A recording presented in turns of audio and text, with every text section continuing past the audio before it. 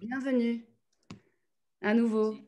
Nous avons l'immense honneur d'accueillir ce soir Jacques Attali pour son livre L'année des dupes, Algérie 1943, publié en 2019 chez Fayard. Ouvrage qui nous ramène pendant la Seconde Guerre mondiale en Algérie. Et à vrai dire, c'est grâce à Madame Simone Susskind, amie fidèle du musée, que nous aurons le privilège d'entendre aujourd'hui Monsieur Attali. Et c'est donc elle qui aura l'honneur de modérer cette conversation et de nous présenter notre invité. Alors, je profite de cet instant pour vous rappeler que le musée est ouvert les vendredis, samedis et dimanches. Et je vous invite chaleureusement à nous rendre visite pour découvrir les 2 expositions temporaires en cours actuellement. Sans plus attendre, je laisse la parole à Monsieur Jacques Attali et à Madame Simone Susskind. Je vous demande, s'il vous plaît, de laisser votre micro sur muet tout le long de la conférence et d'utiliser l'outil chat pour poser vos questions. Merci à toutes et à tous et excellente conférence. Simone, c'est à toi. Merci, merci beaucoup.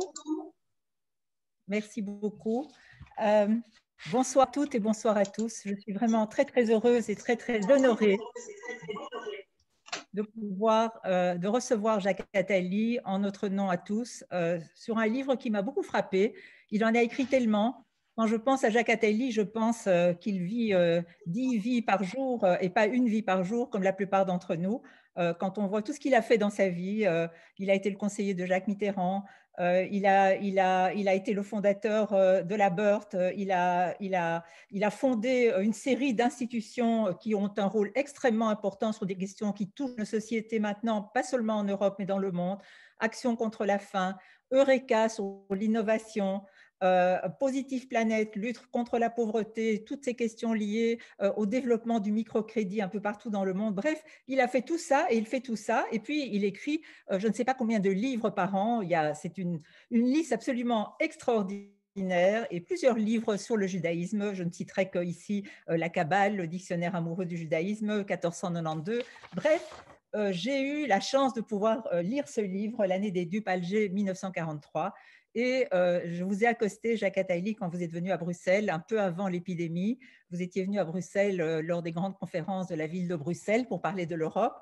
Et je vous ai demandé si vous seriez d'accord de venir présenter, ce n'est pas le cas, on est en ligne, de venir présenter ce livre à notre public. Et vous avez tout de suite accepté, ce dont je vous remercie très chaleureusement.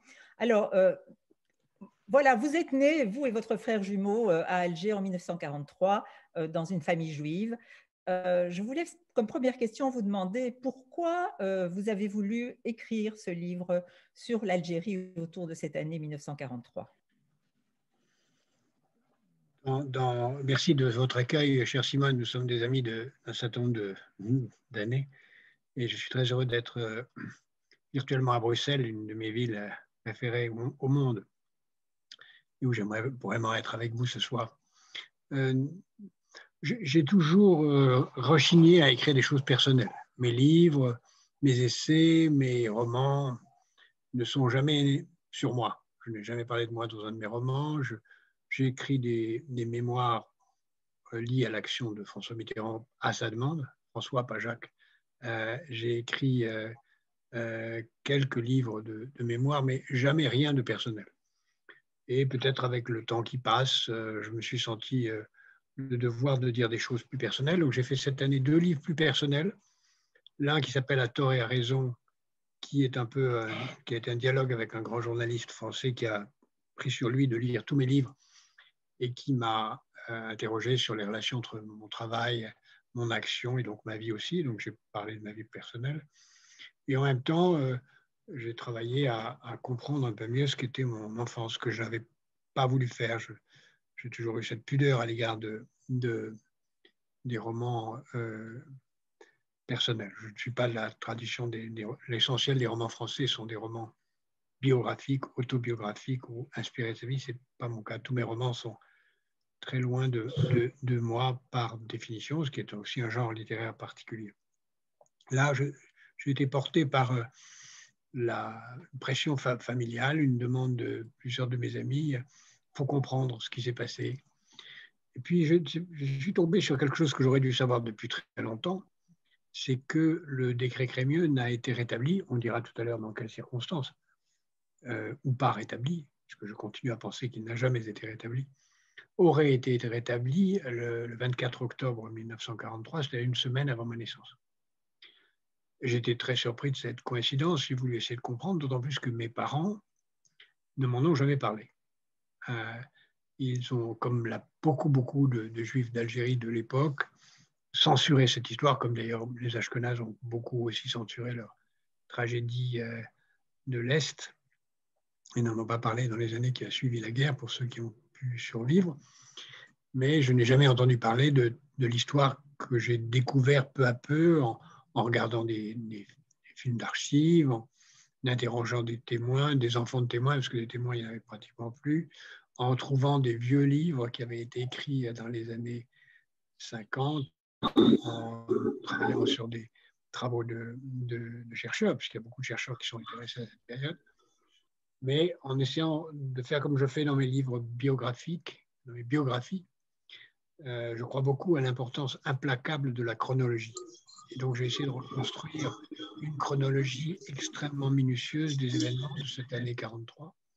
Et c'est là, en regardant la chronologie impitoyable et vraiment avec précision, qu'on se rend compte que les événements étaient très différents de ce qu'on raconte, très différents de ce qu'on laisse croire, et que cette histoire renvoie à des choses très profondes. Ce qui m'a amené, comme je fais souvent aussi, à chercher les sources, les racines, donc aller interroger sur depuis quand les Juifs sont en Afrique du Nord, depuis quand les Juifs sont français, comment s'est passée cette intégration progressive, et à me rendre compte aussi que ça posait une autre question qui est qui, puisque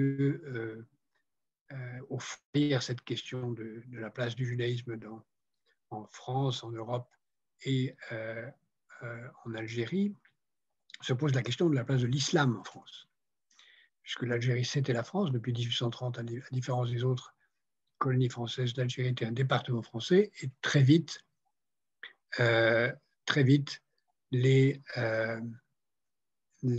Français ont compris qu'ils avaient fait une sorte d'énorme erreur en faisant des départements français, puisque qui veut dire département français veut dire que tous les habitants sont citoyens, en ont la nationalité, mais pas citoyens, et ils ont fait cette distinction entre nationalité et citoyen, pour éviter que les quelques dizaines de milliers de Juifs deviennent français, ce qui n'était pour tous les antisémites insupportable, mais finalement assez marginal, mais surtout pour éviter que les millions de musulmans suivent aient le même sort. Ce qu'ils souhaitaient, ce que les musulmans souhaitaient, peut-être jusqu'en 1944. Et donc, est-ce que je peux vous demander maintenant peut-être justement, moi j'ai été frappée de voir l'année qui s'écoulait en lisant le livre.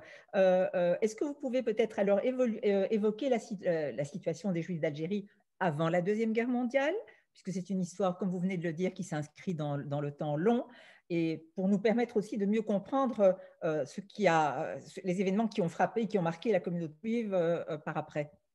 Alors, avant la Seconde Guerre mondiale, les Juifs sont français depuis le décret Crémieux de 1870, qui leur donne les droits pleins et entiers, qu'on a proposé aux musulmans, mais qui n'ont pas voulu, puisque les Juifs ont accepté de renoncer à leurs droits coutumiers et à leurs lois coutumières, et accepté le mariage, le testament et les règles du Code civil, dans la forme qu'il avait à cette époque, ce que les musulmans n'ont pas accepté en voulant rester au principe du droit musulman, ce qui a réglé au grand soulagement des Français le cas des musulmans qui ne voulaient pas renoncer à leurs propres droits. Et à ce moment-là, dès 1870, ce décret étant passé, un parmi d'autres, puisqu'il y avait beaucoup de décrets ce jour-là sur l'Algérie, en pleine guerre de 1870, les antisémites se sont mobilisés pour le faire abroger. Et dès 1871, on cherche à le faire abroger, à la fois par antisémitisme et par peur de ce qui pourrait en découler pour les musulmans. Et ça a duré jusqu'en 1937-38, avec des moments extrêmes, puisque il y a eu des députés à Alger qui étaient élus sur une liste seulement antisémite. C'était leur seul programme. Mais même un jour, une fois, tous les députés d'Alger étaient élus sur une liste explicitement antisémite. Donc avec une très grande violence qui n'a pas empêché les Juifs de faire un peu carrière. Il y avait des Juifs très pauvres qui étaient l'immense majorité jusqu'à les années 40. Alors, immense majorité, il y avait la classe moyenne et il y avait quelques-uns qui avaient réussi à devenir médecins, avocats et qui ou professeurs et très peu dans l'armée ou évidemment dans les hauts fonctionnaires. Très peu ou presque pas. Et donc, quand arrive la guerre, il faut bien se rappeler une chose, c'est que la défaite est évidemment extrêmement rapide, comme on l'a vu aussi en Belgique, et l'Algérie ne fait pas partie de la zone occupée, et plus encore, l'Algérie est loin, par définition, géographiquement, il n'y a pas d'Allemands en Algérie. Dans toute l'histoire qui va suivre, il n'y a aucun Allemand en Algérie. Il y a quelques Italiens, mais il n'y a pas d'Allemands. Il y a un consulat avec quelques personnes, mais dont le rôle est totalement effacé, aucune présence forte. Il y a un consulat américain, lui extrêmement présent, et il y a un gouverneur général, une administration française totalement antisémite, totalement déterminée à être maréchaliste, totalement dévouée aux ordres du maréchal et qui ne pense pas une seconde à ce qui va se passer en Afrique de l'Ouest, où certains gouverneurs vont déclarer leur rattachement à De Gaulle. Non, non, l'Algérie reste totalement rattachée à Vichy et l'armée qui dirige au Maroc et en Tunisie, la présence française, qui n'est pas des départements, est aussi entièrement vichiste, maréchaliste, vichiste. Certains sont vichistes, maréchalistes et anti-allemands, mais beaucoup sont vichistes, maréchalistes et pro-allemands. En tout cas, ils sont tous antisémites très largement. Donc le décret Crémieux fait partie des premières choses qui sont abrogées, et progressivement, assez vite, avant même que ça se passe en France métropolitaine, les Juifs sont chassés de tout. On peut dire que l'Algérie a été le laboratoire des lois antisémites. Encore une fois, hors de toute présence allemande, qu'on ne prétende pas que c'est la pression allemande qui a fait développer l'antisémitisme français. L'Algérie est un exemple frappant du contraire. Donc, très vite, les médecins, les avocats perdent leurs droits, les commerçants perdent leur pas de porte ou leur fonds de commerce. Tout ça se diffuse très, très largement et très vite en sortant les enfants juifs des écoles. Les enfants, c'est la branche d'Alger de l'université, des étudiants de l'université qui, au congrès des juifs, des étudiants français à Grenoble en 1941, je crois, demandent que les étudiants de France excluent les étudiants juifs de France. Et c'est une initiative des étudiants catholiques, enfin non juifs d'Algérie, français d'Algérie.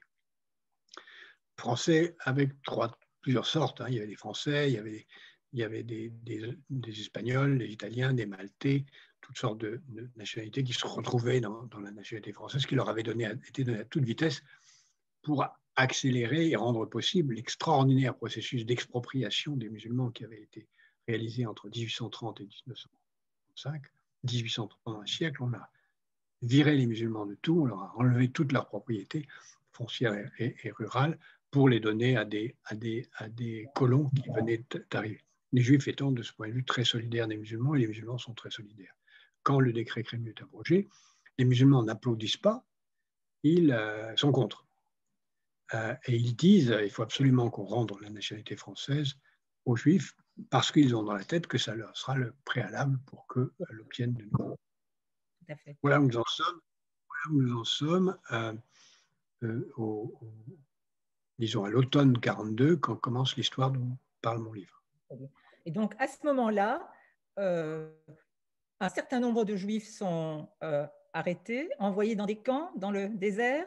Qu'est-ce qui se passe là? Comment ça se passe? Ce qui se passe là, c'est que sans Allemands, la collaboration avec les nazis entraîne des actes incroyables, puisque en effet, des camps sont ouverts dans le désert où on envoie des Juifs, mais pas que des Juifs, des députés communistes qui avaient été expulsés de métropole, des républicains espagnols, toutes sortes de gens qu'on considère comme néfastes, et on construit ces camps. On les surdimensionne, c'est pas Auschwitz, mais c'est plutôt quelque chose comme Buchenwald, c'est-à-dire des camps de prisonniers très durs, température épouvantable, chiens de garde, la violence, coups, etc. C'est des camps extrêmement, extrêmement violents. Et on les surdimensionne avec l'idée qu'on va y envoyer les Juifs, puisque la décision est prise le 1er novembre 1942 de distribuer des brassards avec une étoile jaune à tous les Juifs d'Algérie. Ce brassard est fabriqué par une entreprise française de l'époque qui les fabrique. Seulement une semaine plus tard, les Américains débarquent et évidemment les choses changent. Mais s'il n'y avait pas eu de débarquement en Algérie, il est clair que les Juifs d'Algérie auraient été envoyés dans des camps. Alors, je pense que ce sont des camps de la mort au sens de Buchenwald, mais pas alors, au moment où l'histoire s'est arrêtée, il n'y avait pas de perspective de Et là encore, c'était que les Français qui étaient les gardiens de ces camps. C'est ça. Donc, c'est très clair. On dit chez nous aussi, d'ailleurs, vous savez, mon mari, par exemple, raconte dans ses mémoires que quand il y a eu la rafle à Anvers, où il était un enfant, ce n'était pas les Allemands, c'était la police anversoise qui arrêtait les Juifs. Donc, il y a des éléments de similitude. Qu'est-ce qui se passe sinon que, si je peux me permettre, Suzanne, en Anvers comme à Paris, il y avait des Allemands. Oui, vous avez raison. Tandis que là, il n'y en avait pas. C'est vrai. Et donc, qu'est-ce qui se passe au moment où les Américains débarquent en Afrique du Nord et à Alger? D'abord, qu'est-ce qui se passe avant? Il y a une résistance avant, une résistance juive, mais pas seulement juive. Il y a des tas de gens qui veulent résister. Il y en a qui veulent partir à Londres, qui veulent partir par l'Espagne. Il y a toutes ces tentatives qui se font. Il y a des résistances monarchistes, francs-maçons, toutes sortes de gens, mais qui ne savent pas quoi faire très bien et qui attendent les Américains. Donc, pour se préparer à attendre les Américains, il y a plusieurs choses qui se passent. Il y a des officiers de l'armée qui sont honorables et qui veulent se préparer à résister. Il y a des groupes juifs qui se mettent en place autour d'un certain nombre de jeunes juifs qui décident de se regrouper d'abord pour se protéger de ce risque de partir dans des camps. Donc, ils créent ce qu'on a appelé le groupe Géogras, c'est-à-dire qu'ils imaginent un faux gymnase dirigé par un chrétien, prof de gym qui ne voit pas ce qui se passe et dans lequel il y a des portraits du maréchal, mais qui est un lieu de rencontre des jeunes juifs. Et ils se préparent à ce qui va arriver.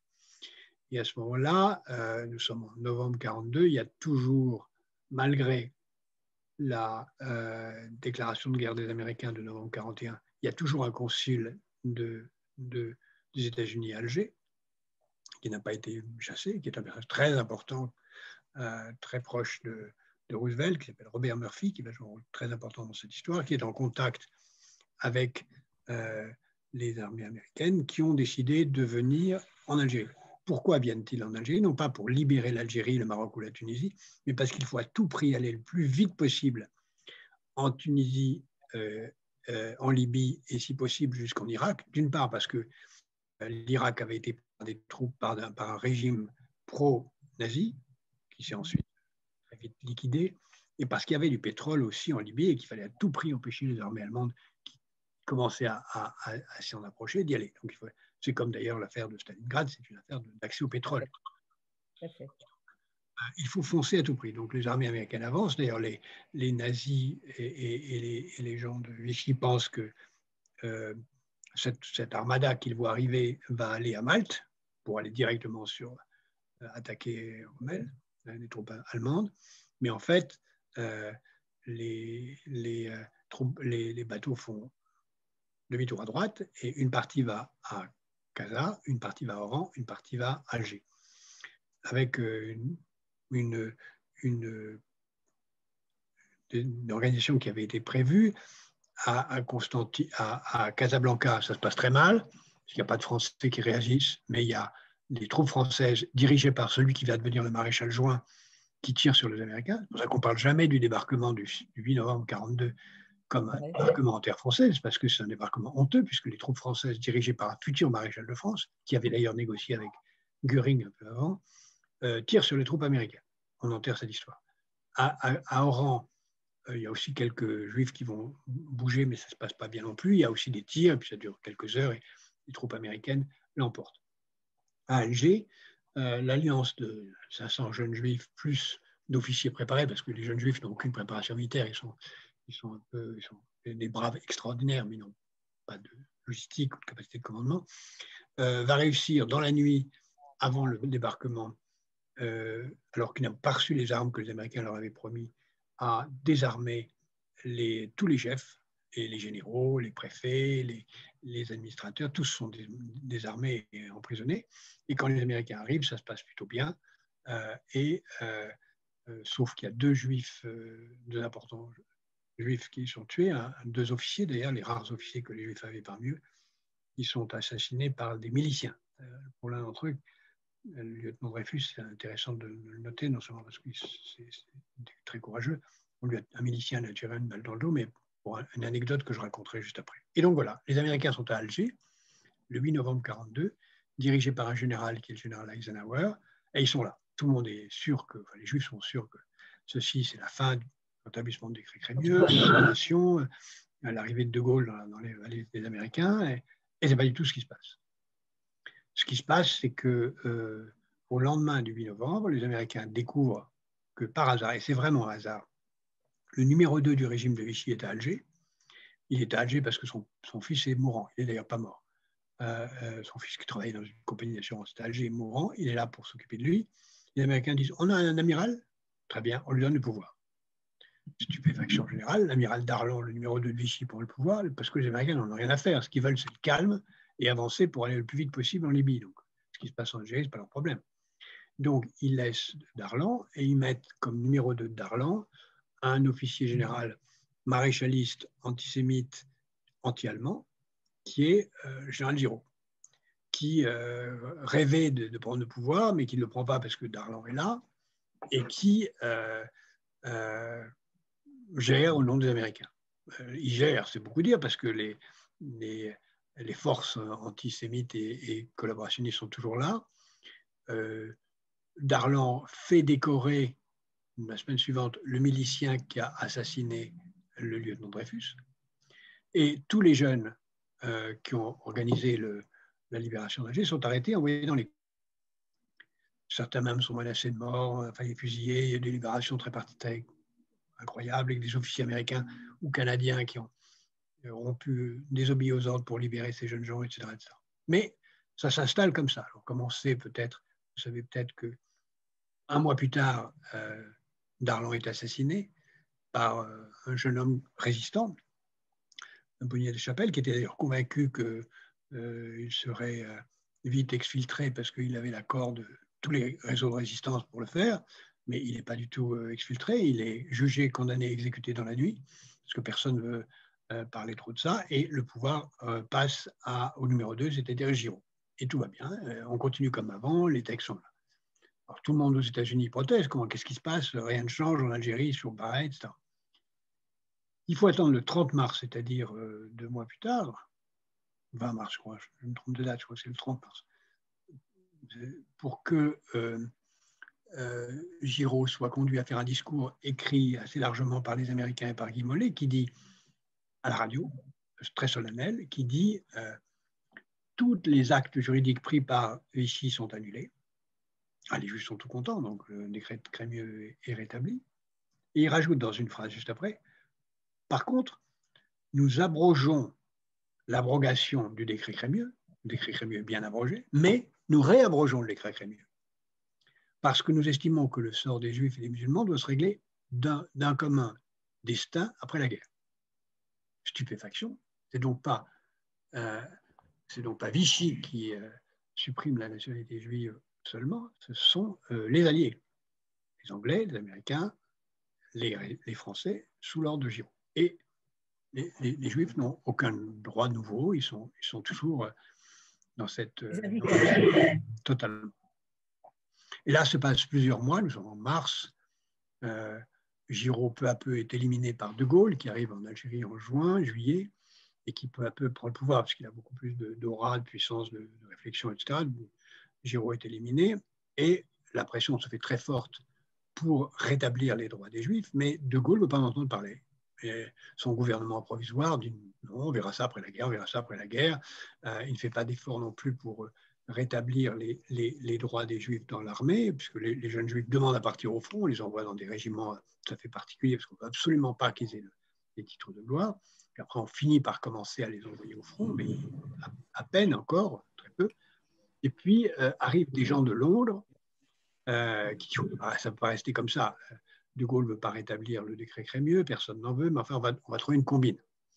Et ils inventent un truc surréaliste qui est qu'ils voient que l'ordonnance du 30 mars prévoyait qu'un décret d'application devrait être pris pour mettre en œuvre l'ordonnance. Il n'y a pas besoin de décret d'application pour mettre en œuvre une ordonnance qui dit que le décret Crémieux est abrogé. Mais ils prennent le prétexte que ce décret d'application de l'ordonnance du 30 mars n'a pas été pris pour dire, dans un communiqué de presse, publié au journal officiel communiqué de presse publié au journal officiel, l'ordonnance, le décret d'application de l'ordonnance du 30 mars n'ayant pas été pris, l'ordonnance est caduque. Sans mentionner qu'il s'agit du rétablissement du décret Crémieux. Simplement, l'ordonnance du 30 mars est caduque. Et ils ajoutent le sort des Juifs et des musulmans sera réglé de nouveau après la guerre. Autrement dit, ils disent on le rétablit provisoirement par une tour de passe-passe, mais on verra après la guerre. Et en réalité, quand on regarde ça juridiquement, on se rend compte que, premièrement, une ordonnance qui n'a pas besoin de décret d'application n'est pas abrogée par le fait que le décret d'application n'a pas été pris. Et deuxièmement, qu'on ne peut pas abroger une ordonnance par un communiqué de presse.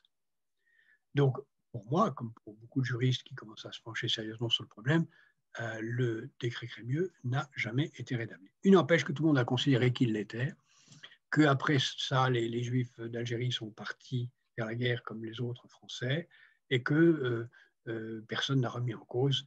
Et après la guerre, personne n'a pensé à cette question, même si pour ce qui est du sort des musulmans, oui, on a fait un sort particulier aux musulmans à l'époque, puisqu'on leur a proposé différents statuts qui n'étaient plus ou moins humiliants, ce qui fait qu'à ce moment-là, voyant qu'ils n'avaient aucune chance de devenir français, puisque c'était, enfin, citoyens français, ils avaient la nationalité, mais ils n'étaient pas citoyens, ils ont tous basculé, dès d'ailleurs les émeutes de 1944-45, dans le camp de l'indépendance.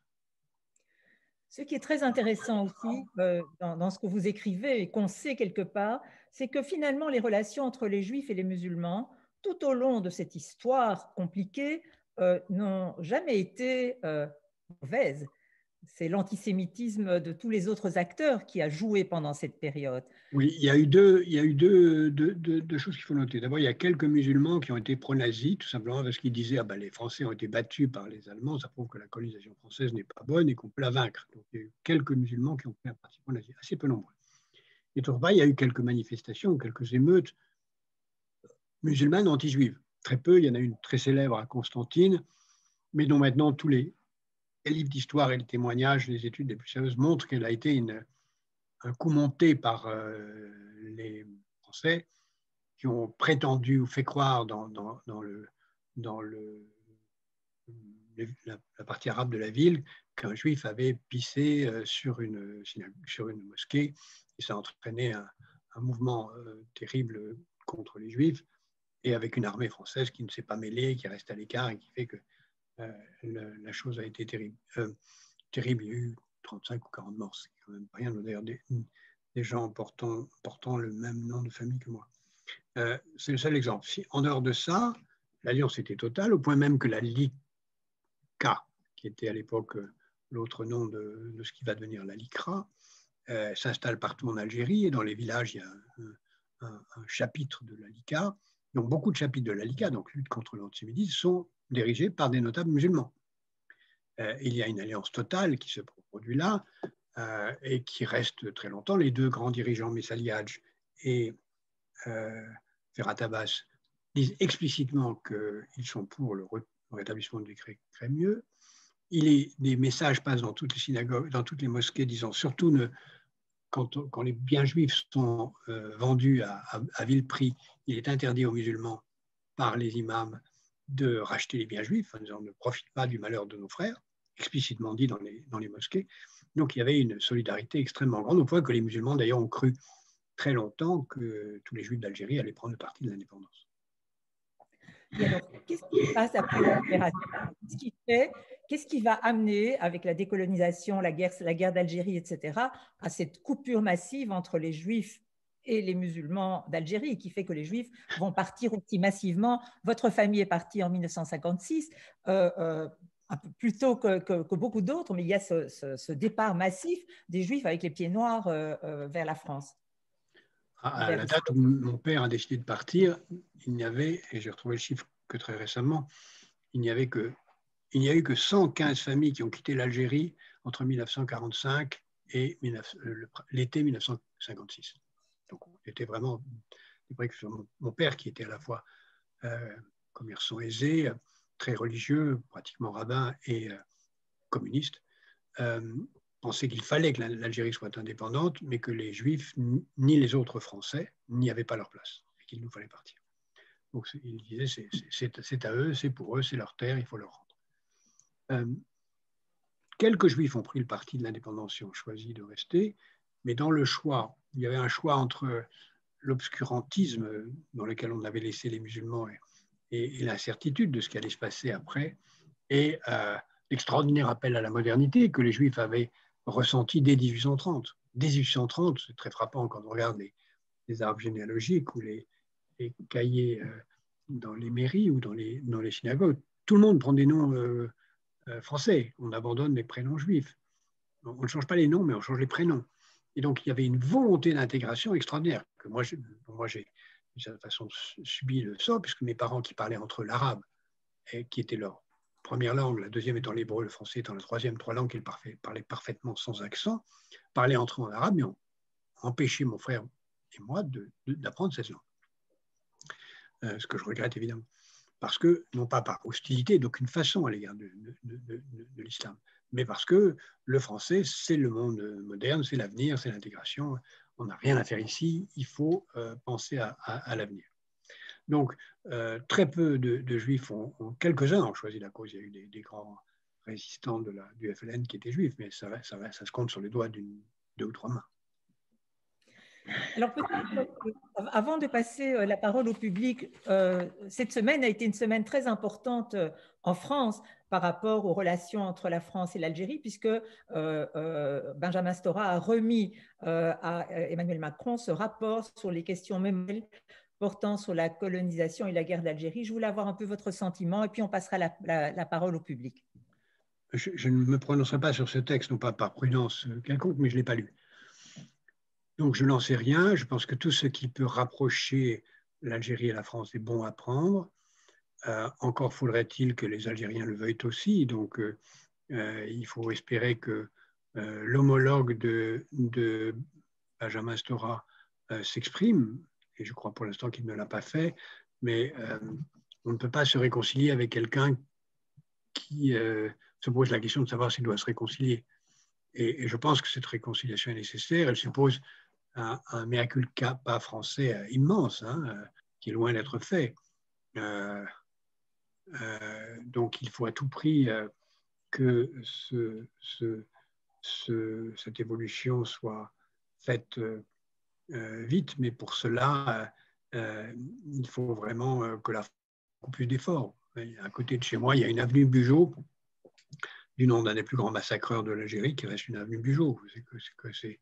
C'est comme si on avait des avenues portant des noms de généraux SS. Quoi.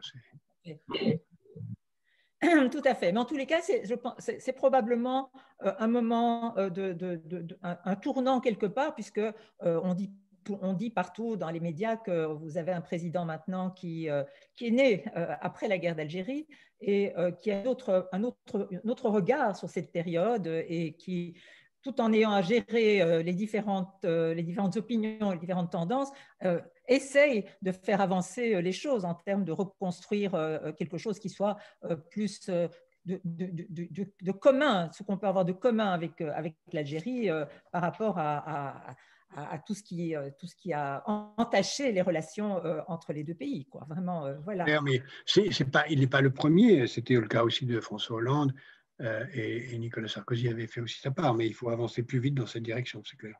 Tout à fait. Bien, alors peut-être que nous allons passer aux questions.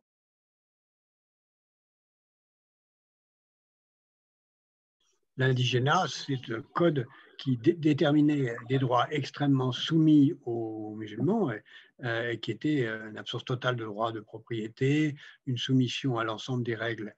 C'était quasiment un servage. La perte de l'absence totale de droits civiques et une soumission totale aux propriétaires français. Donc l'indigénat était justement la caractéristique du non-citoyen qu'on imposait à l'immense majorité des Algériens.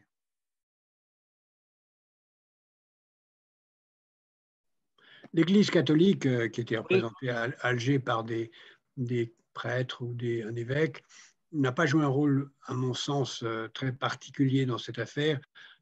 Tous les parlementaires, toute la presse, tout le grand commerce, toutes les grandes affaires, tous les propriétaires terriens étaient antisémites. Et l'Église, ce n'est pas un antisémitisme chrétien. Alors bien sûr, il y avait aussi un prétexte chrétien ou un support chrétien à cet antisémitisme. Mais je n'ai pas trouvé, en tout cas, peut-être ne l'ai-je pas vu, mais je n'ai pas trouvé de manifestation très de pointe de la hiérarchie catholique contre le décret Crémieux. Ils n'étaient pas plus favorables au décret Crémieux que le reste, mais ils n'étaient pas en pointe.